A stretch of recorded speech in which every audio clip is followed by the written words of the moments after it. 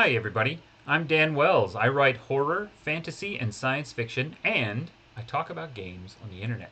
Today, we're going to talk about one of the really best adventures in the Ubersreik Adventures line for Warhammer Fantasy.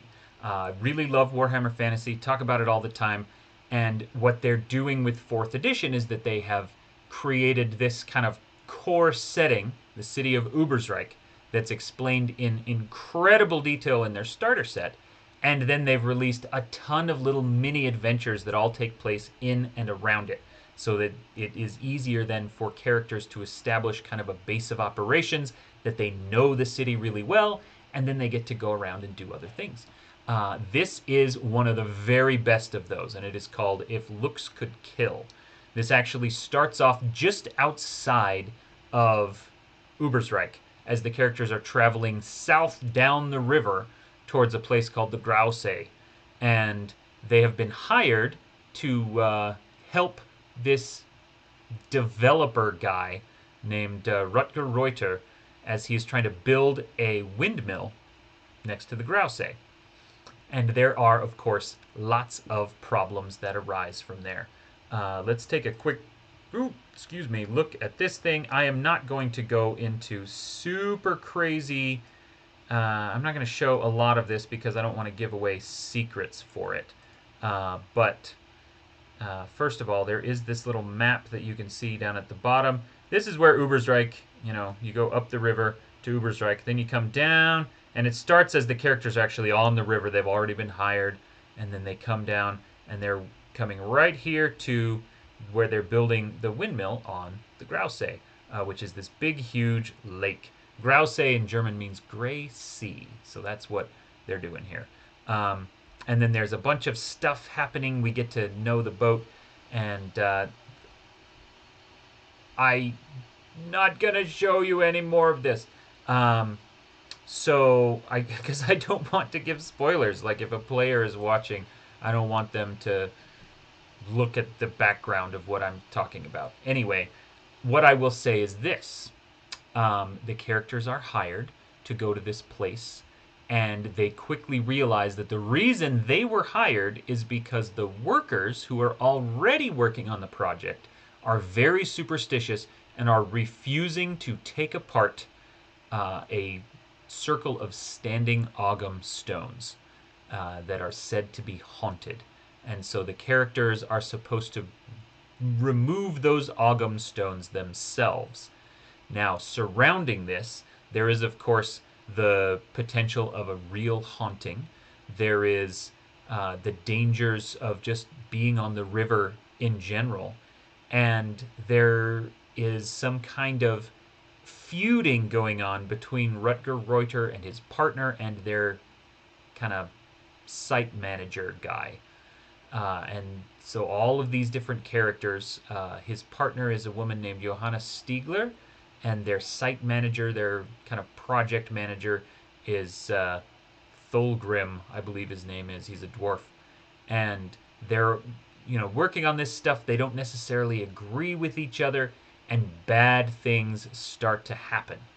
And one of the things that I love the most about the way that Warhammer Fantasy Adventures are designed and constructed is that they give you lots of detail, but everything is wide open.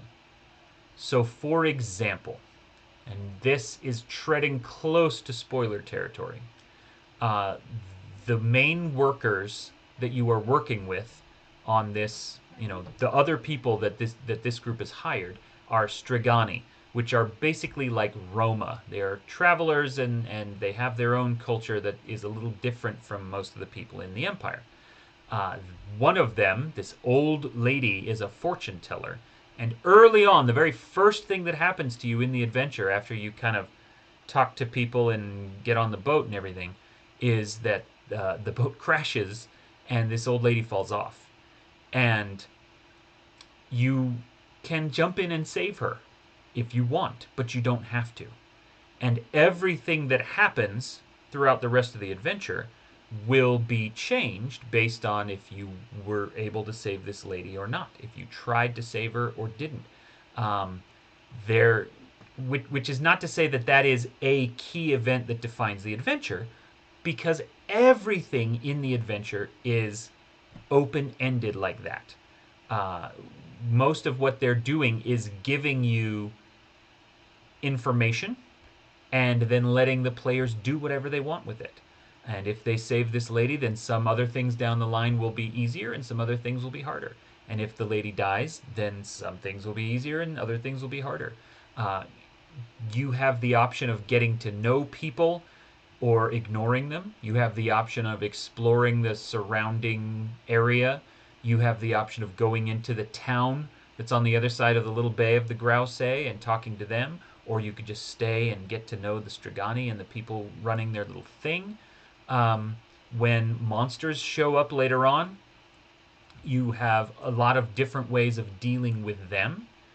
Uh, and almost no matter what the players choose to do, assuming they at least engage with the adventure in some way, it's going to be interesting and it's going to be exciting.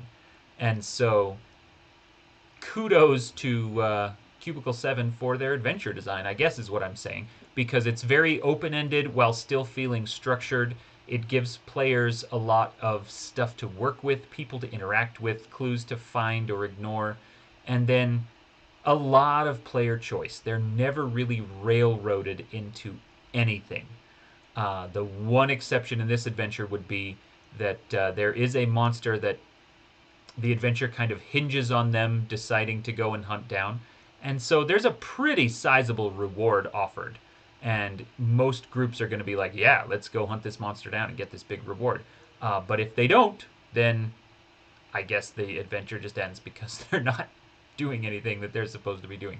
Um, that said, with that one exception, the rest of the adventure is very open ended and has a lot of opportunity. And even that one thing, if they decide that they're not going to hunt this down, there's a lot of options for game masters to explore. And in fact, at the end of it, there's a whole section called Aftermath. That implies, based on what the characters did, based on who they made friends with, or which bad guys they caught, or which monsters they killed, everything could be different. They could go back to Ubersreik with a bunch of money in their pockets and a couple of really valuable merchant contacts, or they could go back, half dead and hated by the Strigani or by the merchants or by that dwarf guy. There's a lot of different options that can be played forward, and the GM can use this as a springboard or an idea generator for what's going to happen next. So anyway, I really love the line of Ubersreik Adventures. I love what they are doing with it. I think it is a really great way of putting together stories for a role-playing campaign without forcing people in a particular mode. So, and If Looks Could Kill is one of the very best ones in the whole line. Certainly the best one that I have read so far. Anyway, this is great. Thank you for watching this. If you have not tried the Warhammer Fantasy role-playing game, it is wonderful. This new edition is fantastic and incredibly well supported with adventures like these. So definitely check it out. And if you already are a fan of the game, well then play this one because it's great. Anyway, thanks for watching. If you enjoy these kind of videos, like and subscribe and let me know what other kinds of videos you would like to see in the future. And for now, I'm Dan Wells, and you are awesome.